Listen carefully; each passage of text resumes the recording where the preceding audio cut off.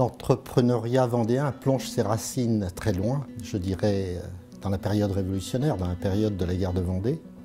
Mais il suffit de superposer 3 cartes pour se rendre compte du mystère vendéen, du mystère du développement vendéen. La carte actuelle de l'industrie, avec ce haut bocage où il y a quelquefois plus d'emplois que d'habitants dans telle commune.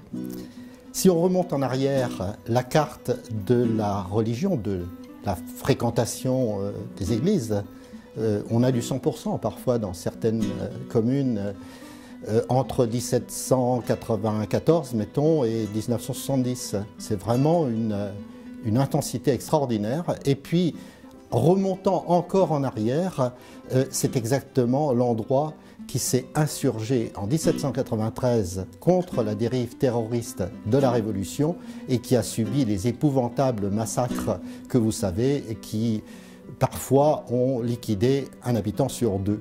Heureusement qu'ils avaient des chefs de guerre, presque tous désignés, en la personne des nobles qui n'avaient pas émigré. C'était en général les plus progressistes d'entre eux, d'ailleurs. Je prends l'exemple de La Roche-Jacquelin.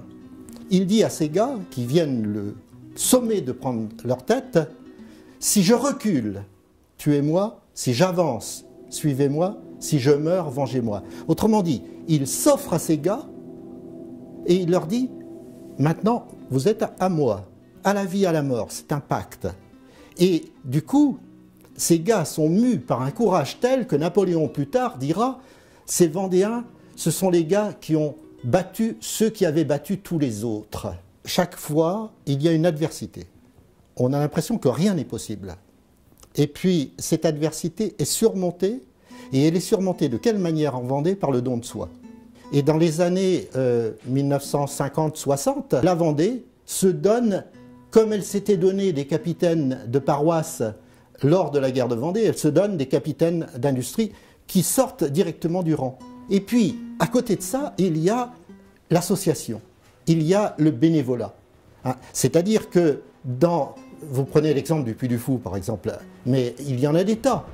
C'est une association de bénévoles, des gens qui donnent leur temps gratuitement. Eh bien là se fréquentent des gens qui normalement ne devraient pas se fréquenter et quelquefois à hiérarchie renversée. C'est-à-dire le patron se trouve sous la tutelle d'un directeur d'association qui est son employé.